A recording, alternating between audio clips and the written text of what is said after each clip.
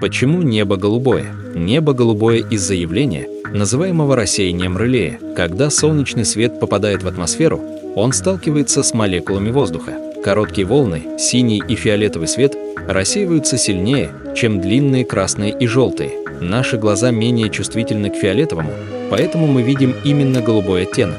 На рассвете и закате свет проходит длиннее через атмосферу, и короткие волны рассеиваются почти полностью, остаются красные и оранжевые тоны.